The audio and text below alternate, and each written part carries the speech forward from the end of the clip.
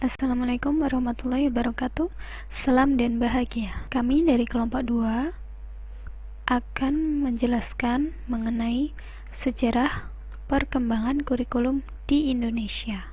Kurikulum di Indonesia sudah berubah sebanyak 10 kali dari awal kemerdekaan. Perkenalkan, nama saya Wuryandi Najula Arfani. Saya akan menjelaskan materi nomor 1 sampai 3, yaitu kurikulum rencana pembelajaran 1947, rencana pembelajaran terurai 1952, dan rencana pendidikan 1964. Yang pertama, rencana pembelajaran 1947. Rencana pelajaran 1947 ada ketika situasi perpolitikan dengan gejolak perang revolusi. Maka rencana pelajaran 1947 ini baru diterapkan pada tahun 1950. Pertama lahir setelah masa kemerdekaan. Kurikulum dalam bahasa Belanda disebut Leerplan, yang artinya rencana pelajaran. Perubahan arah pendidikan lebih bersifat politis dari orientasi pendidikan Belanda ke kepentingan nasional. Tujuan dari kurikulum ini adalah untuk memberikan kesempatan secara menyeluruh kepada seluruh rakyat Indonesia untuk memperoleh pengajaran dan pendidikan tanpa terkecuali, sehingga tidak ada diskriminasi. Kurikulum ini berasaskan Pancasila dan baru digunakan di sekolah-sekolah di Indonesia pada tahun 1950. Terdapat dua hal pokok pada kurikulum ini. Yang pertama, daftar mata pelajaran. Yang kedua, jam pengajaran dan garis-garis besar pengajaran. Garis-garis besar pengajaran atau juga disebut GBP pada saat itu menekankan pada cara guru mengajar dan cara murid mempelajari, sehingga belum difokuskan pada ranah kognitif.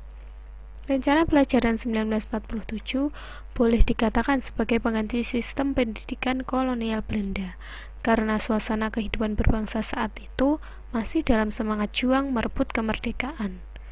Maka, pendidikan sebagai development conformism lebih menekankan pada pembentukan karakter manusia Indonesia yang merdeka dan berdaulat, serta sejajar dengan bangsa lain di muka bumi ini. Orientasi rencana pelajaran 1947 tidak menekankan pada pendidikan pikiran, namun yang diutamakan adalah untuk pendidikan watak dan perilaku, sehingga materi meliputi bernegara dan bermasyarakat dihubungkan dengan kegiatan sehari-hari, kesenian, dan pendidikan jasmani. Pada setiap kurikulum pasti memiliki kelebihan dan kelemahan. Kelebihan dari rencana pelajaran 1947 adalah yang pertama, mencerminkan kesadaran sebagai bangsa yang berdaulat. Yang kedua, dapat mempersatukan Indonesia lewat pendidikan. Yang ketiga, menggambarkan nilai-nilai apa yang paling dihargai dalam kehidupan berbangsa dan bernegara. Kemudian kelemahannya, pola pengajaran penjajahan. Dalam pengajarannya masih mengarah pada pola pengajaran penjajahan, karena masih dalam masa di mana Indonesia terjajah oleh kolonial Belanda dan Jepang. Orientasi yang terdapat pada kurikulum ini lebih kepada ranah afektif, sehingga belum mengarah pada ranah kognitif ataupun psikomotorik. Peserta didik bergantung sepenuhnya kepada pendidik, sehingga tidak terjadi pengembangan secara individual. Kurikulum yang kedua yaitu rencana pelajaran terurai 1952. Kurikulum ini sudah mengarah pada suatu sistem pendidikan nasional. Tujuan dari kurikulum ini adalah untuk pencapaian keberhasilan dalam mengisi kemerdekaan, menciptakan masyarakat yang mempunyai jati diri sesuai dengan nilai-nilai kebangsaan. Sudah mulai menata tujuan pendidikan, aspek kognitif pun sudah mulai diperhatikan. Setiap rencana pelajaran harus memperhatikan isi pelajaran yang dihubungkan dengan kehidupan sehari-hari. Pada rencana pelajaran terurai ini terdapat pengembangan Pancawardhana. Kemudian ada 5 kelompok bidang studi. Yang pertama moral, kecerdasan, emosional atau artistik, keprigelan atau keterampilan, dan yang kelima jasmania. Sudah terdapat silabus yang mulai jelas, sehingga satu guru mengajar satu mata pelajaran saja. Dibentuk kelas masyarakat, jadi khusus untuk lulusan yang tidak melanjutkan sekolah ke SMP, itu diberikan pembekalan, yaitu dibentuk kelas masyarakat. Tujuan dari program tersebut adalah agar anak yang tidak mampu sekolah ke jenjang SMP bisa langsung bekerja. Selanjutnya, kelebihan dan kekurangan. Yang pertama, kelebihan. Kelebihannya adalah telah mengarah pada sistem pendidikan nasional. Walaupun belum merata pada seluruh wilayah di Indonesia ini, tetapi dapat mencerminkan suatu pemahaman dan cita-cita para praktisi pendidikan akan pentingnya pemerataan pendidikan bagi seluruh bangsa Indonesia. Kemudian, materi pelajaran berorientasi pada kebutuhan hidup siswa. Jadi, materi pelajaran berorientasi pada kehidupan para siswa, sehingga hasil pembelajaran dapat berguna ketika siswa terjun di tengah masyarakat. Selanjutnya, guru memiliki kesempatan untuk menguasai bidang pengajarannya. Hal tersebut karena setiap guru mengajar satu mata pelajaran, sehingga guru mempunyai lebih banyak waktu untuk menguasai bidang pengajarannya sendiri dengan lebih baik daripada mengajar berbagai macam mata pelajaran. Nah, kelemahan dari kurikulum 1952 ini adalah sebagai berikut. Belum mampu menjangkau seluruh Indonesia. Karena mengacu pada sistem pendidikan nasional, maka belum mampu menjangkau seluruh wilayah Indonesia. Kemudian belum berorientasi ke masa depan. Karena yang diajarkan itu merupakan orientasi kebutuhan untuk hidup di masyarakat. Jadi dengan demikian belum adanya visi kebutuhan untuk masa mendatang. Selanjutnya, kurang membangkitkan kreativitas guru dan inovasi guru. Hal ini menjadi kelemahan dari kurikulum tersebut karena setiap mata pelajaran sudah terinci dalam rencana pelajaran terurai. Hal ini mempersempit kreativitas dan inovasi guru baik dalam perencanaan, pelaksanaan, ataupun menentukan sumber materi pelajaran. Kemudian yang terakhir, guru sebagai subjek dan siswa sebagai objek. Sehingga pada kurikulum ini siswa kurang aktif dalam pembelajaran. Yang selanjutnya, kurikulum Rencana Pendidikan 1964. Pemerintah mempunyai keinginan agar rakyat mendapat pengetahuan akademik untuk pembekalan pada jenjang SD, sehingga pembelajaran dipusatkan pada program Pancawardhana.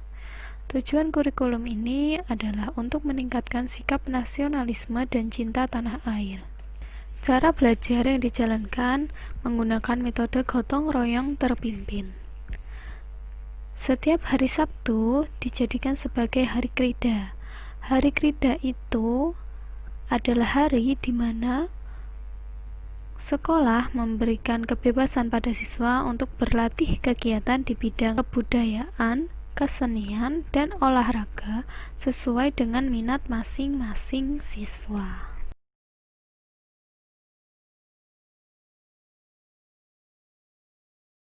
Assalamualaikum warahmatullahi wabarakatuh.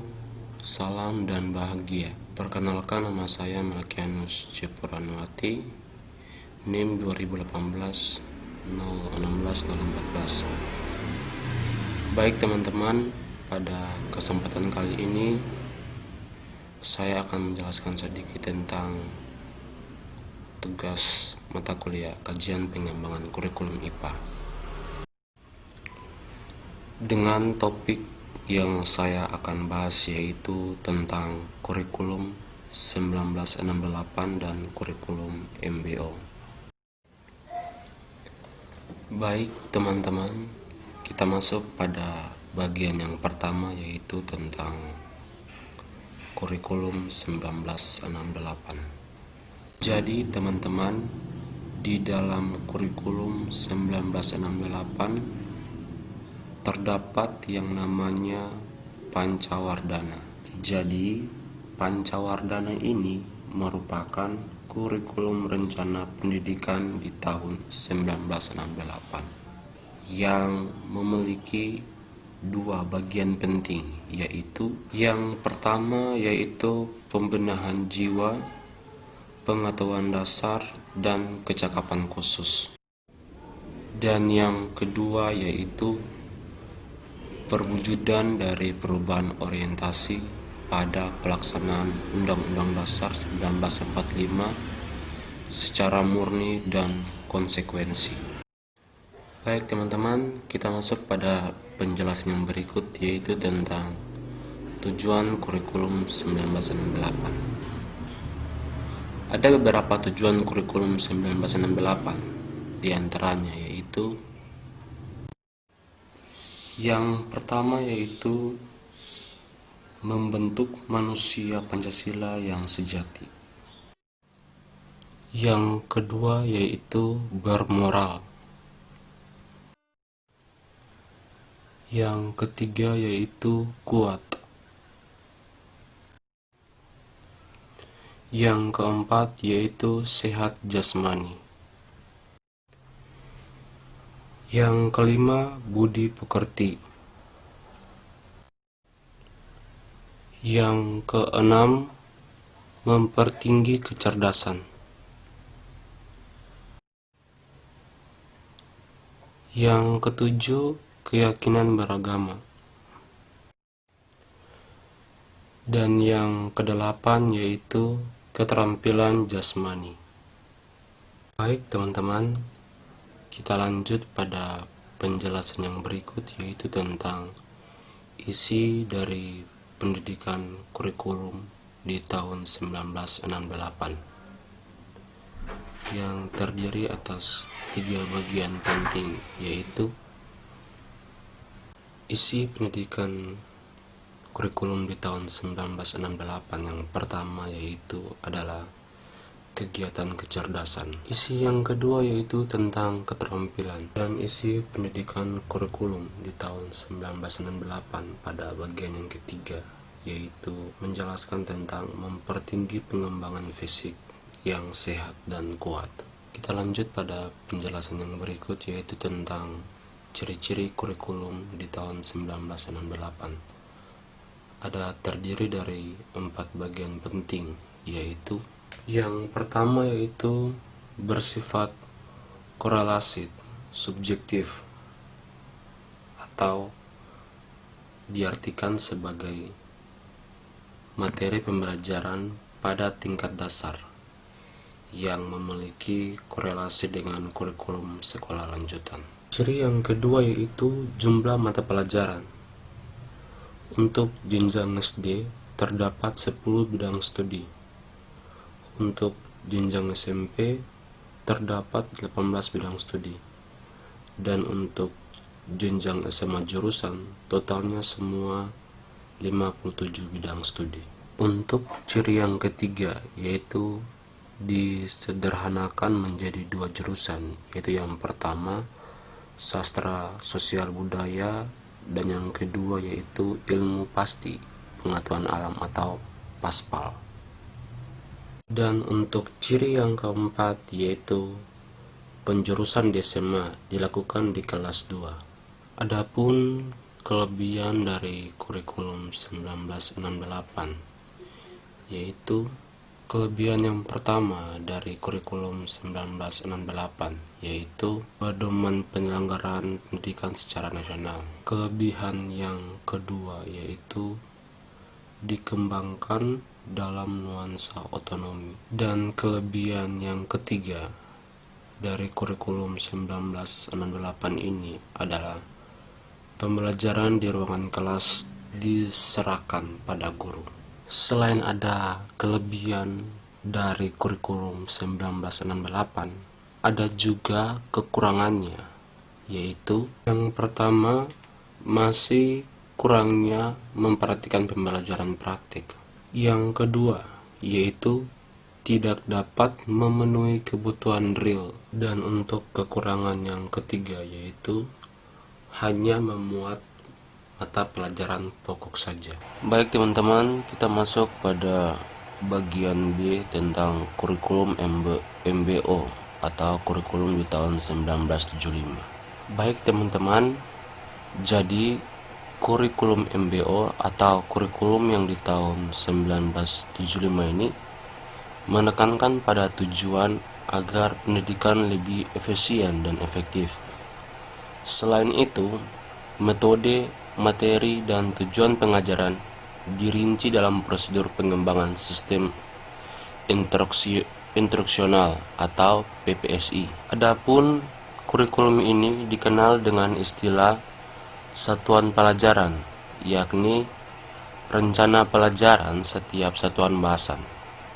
Jadi, teman-teman, setiap satuan pelajaran itu dirinci lagi menjadi beberapa bagian, yaitu yang pertama, petunjuk umum, yang kedua, tujuan instruksional khusus atau TIK, yang ketiga, materi pembelajaran, yang keempat, alat pembelajaran, yang kelima, kegiatan belajar mengajar, dan yang keenam, evaluasi. Baik teman-teman, berikut ini merupakan kelebihan dan kekurangan dari kurikulum 1975.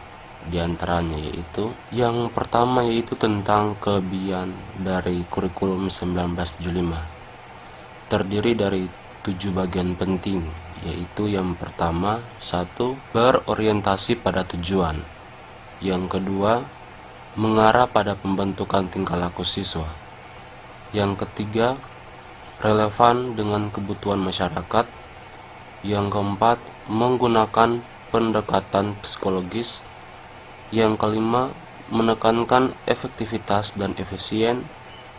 Yang keenam, menekankan fleksibel, yaitu mempertimbangkan faktor-faktor ekosistem dan kemampuan penyediaan fasilitas yang menunjang terlaksananya program. Dan yang ketujuh, prinsip berkesinambungan. Baik teman-teman, kita masuk pada bagian yang berikut tentang kelemahan dari kurikulum 1975. Terdapat 7 bagian penting, yaitu yang pertama, kelemahannya yaitu terdapat ketidakserasian antara materi kurikulum berbagai bidang studi dengan kemampuan anak didik. Yang kedua, terdapat kesenjangan antara program kurikulum dan pelaksananya di sekolah. Yang ketiga, terlalu padatnya isi kurikulum yang harus diajarkan hampir di setiap jenjang. Yang keempat, guru dibuat sibuk dalam menulis rincian apa yang akan dicapai dari setiap kegiatan pembelajaran.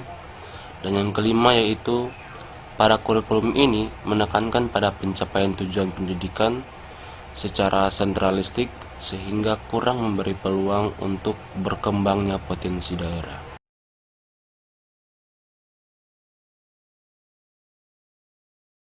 Saya akan menjelaskan mengenai kurikulum tahun 1984. Kurikulum 1984 mengusung pendekatan keterampilan proses.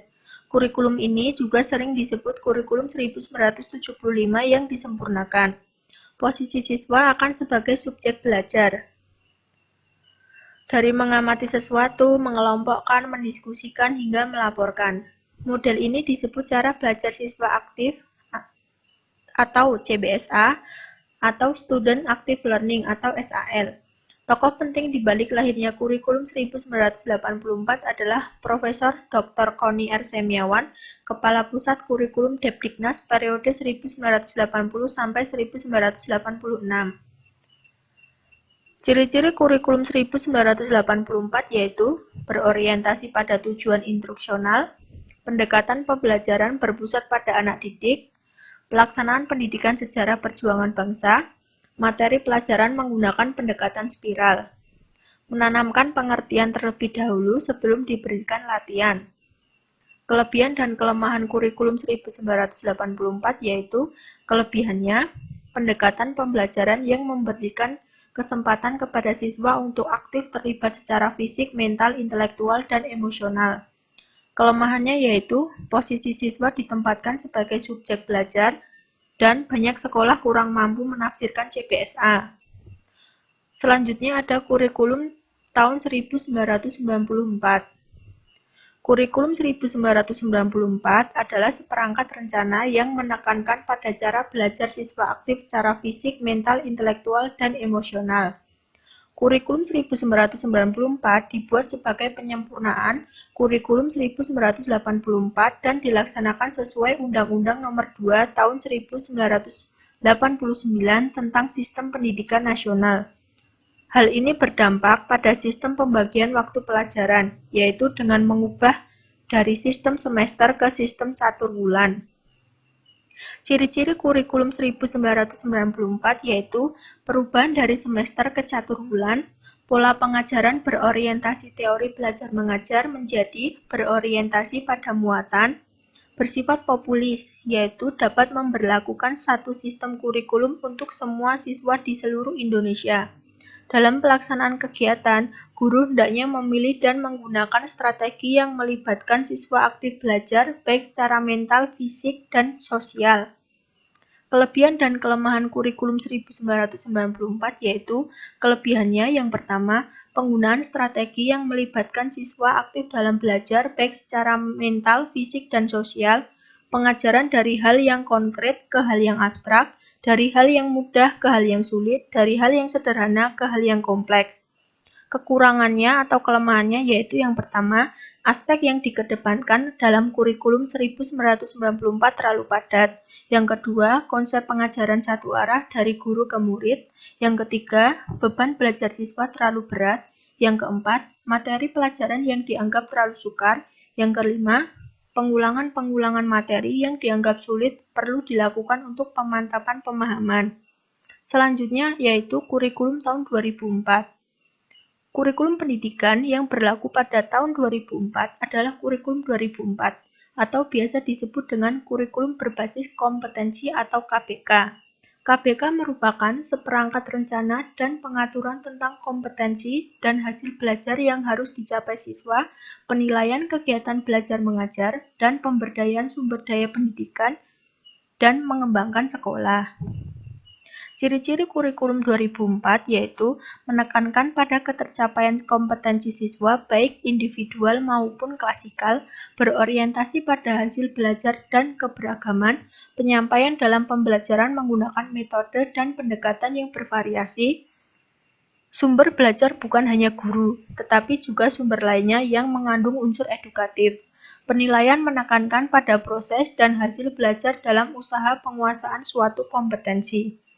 Kelebihan dan kelemahan kurikulum 2004 yaitu kelebihannya yang pertama, dalam pembelajaran adanya komunikasi dua arah antara guru dan siswa. Yang kedua, pembelajaran berpusat pada siswa. Yang ketiga, penggunaan pendekatan dari metode yang bervariasi. Yang keempat, sumber belajar yang bervariasi.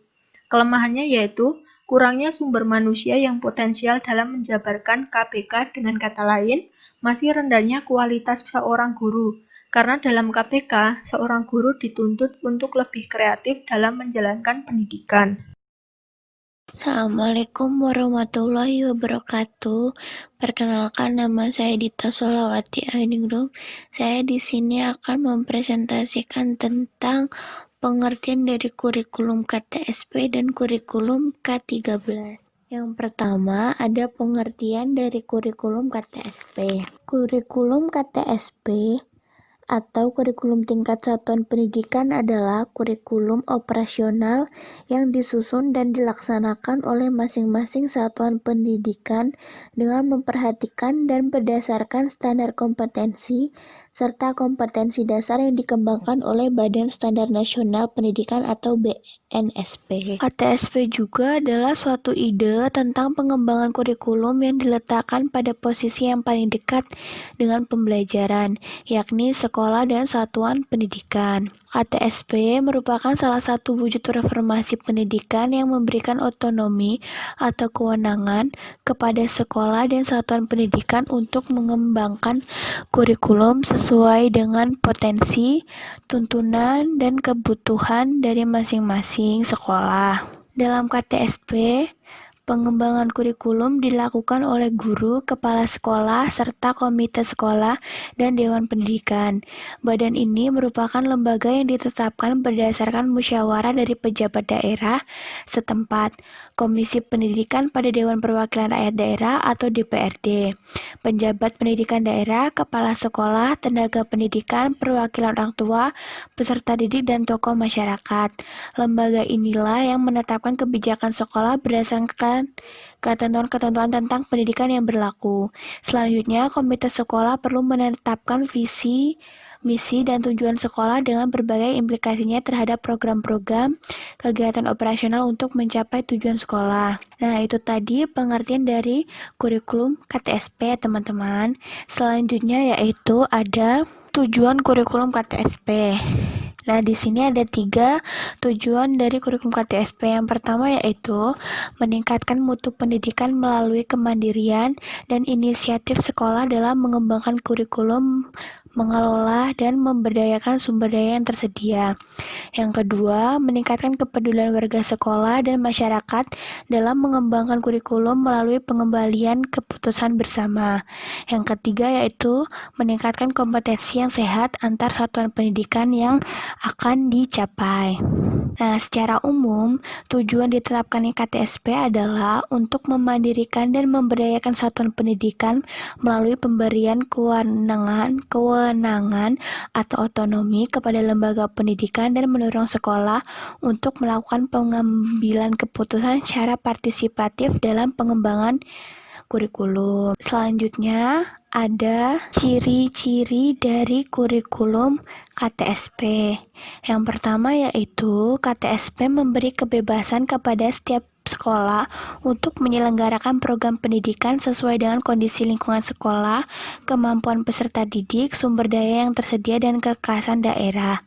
Yang kedua, orang tua dan masyarakat dapat terlibat secara aktif dalam proses pembelajaran. Yang ketiga, guru harus mandiri dan kreatif.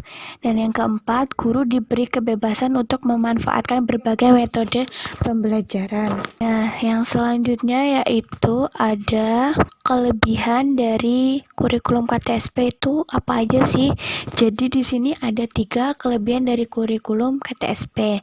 Yang pertama yaitu mendorong terwujudnya otonomi sekolah dalam penyelenggaraan pendidikan. Otonomi tadi yaitu kewenangan sekolah dalam penyelenggaraan pendidikan. Yang kedua ada mendorong para guru, kepala sekolah, dan pihak manajemen sekolah untuk semakin meningkatkan kreativitasnya dalam penyelenggaraan program-program pendidikan. Nah, yang ketiga ada KTSP akan mengurangi beban belajar siswa yang sangat padat dan memberatkan kurang lebih 20%. Jadi KTSP ini beda dengan kurikulum K13 ya. Kalau kurikulum K13 siswanya dituntut untuk lebih banyak belajar dan beban belajarnya sangat padat. Tapi kalau kurikulum KTSP ini akan mengurangi beban belajar siswa yang sangat padat dan memberatkan kurang lebih dari 20%. Itu ya teman-teman. Nah, selanjutnya ada kekurangan dari kurikulum KTSP. Yang pertama yaitu kurangnya SDM yang diharapkan mampu menjabarkan KTSP pada umumnya satuan pendidikan yang ada. Yang kedua, kurangnya pendukung sarana dan prasarana sebagai kelengkapan dari pelaksanaan KTSP.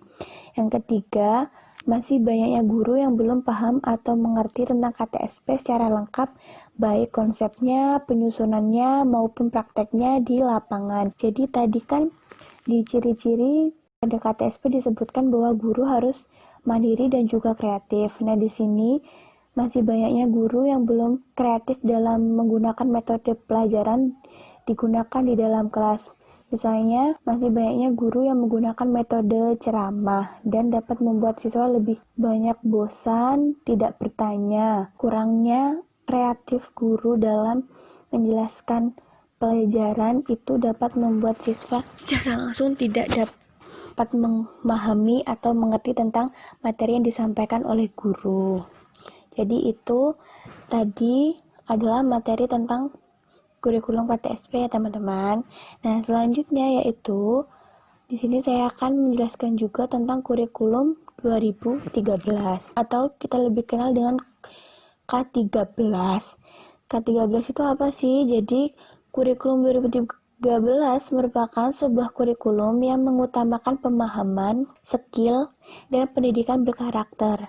Jadi siswa di sini dituntut untuk paham atas materi dan aktif dalam berdiskusi dan presentasi serta memiliki sopan santun disiplin yang tinggi. Nah, dalam kurikulum K13 ini mata pelajaran wajib diikuti oleh seluruh peserta didik di satu satuan pendidikan pada setiap satuan atau jenjang pendidikan. Jadi di K13 ini peserta didik atau siswa itu diwajibkan untuk mengikuti seluruh pelajaran pada materi di K13 ya. Nah, selanjutnya yaitu ada kelebihan dari K13. Kelebihannya itu apa ya? Yang pertama yaitu kurikulum 2013 menggunakan pendekatan yang bersifat alamiah atau kontekstual karena berfokus pada peserta didik untuk mengembangkan kompetensinya masing-masing. Jadi di K13 ini siswa itu tidak dituntut untuk lebih apa hal yang tidak dia suka. Jadi di sini siswa itu dibebaskan atau dibiarkan untuk memilih apa yang dia suka. Misalnya dia suka olahraga atau dia suka pelajaran bersifat sains, itu sebagai guru kita lebih mendukung gitu.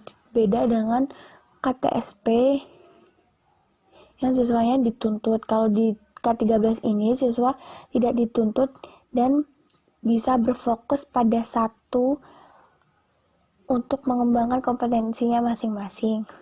Yang kedua yaitu kurikulum 2013 berbasis karakter dan boleh mendasari kompetensi pengembangan kemampuan-kemampuan yang lain. Nah, yang ketiga, lebih menekankan kepada pendidikan karakter. Jadi K13 ini lebih menekankan kepada pendidikan karakter. Beda dengan KTSP tadi. Nah, di sini juga ada kelemahan dari kurikulum K13. Apa aja sih sebenarnya kelemahan dari kurikulum 2013 ini? Di sini ada 3 kelemahan kurikulum K13 ya teman-teman. Yang pertama yaitu pemerintah seolah melihat semua guru dan siswa memiliki kapasitas yang sama dalam kurikulum K13.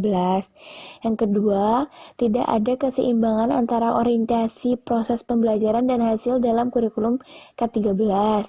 Yang ketiga, pengintegrasian mata pelajaran IPA dan IPS dalam mata pelajaran Bahasa Indonesia untuk jenjang pendidikan dasar tidak tepat, karena rumpun ilmu pelajaran-pelajaran tersebut sangat berbeda. Setelah presentasi dari teman-teman tadi, saya akan menjelaskan kurikulum di Indonesia berlangsung pada menteri siapa dan pada masa pemerintahan presiden siapa. Yang pertama, Rencana Pembelajaran 1947 berlangsung ketika Menteri Pendidikan yaitu Suryadi Suryaningrat dan presidennya Bapak Soekarno. Yang kedua, Rencana Pelajaran Terurai 1952. Menterinya yaitu Mr. Suwandi dan presidennya Bapak Soekarno. Yang ketiga, Rencana Pendidikan 1964. Menteri Pendidikannya Profesor Dr. Prijono dan presidennya Soekarno. Yang keempat, kurikulum 1968 pada masa pemerintahan Soeharto dan menterinya Masuri Soleh. Kemudian kurikulum MBO atau kurikulum 1975 pada masa pemerintahan Soeharto dan menterinya Syarif Thayyib. Yang keenam, sistem CPSA atau kurikulum 1984 pada masa Menteri Nugroho Noto Susanto dan pemerintahan Soeharto.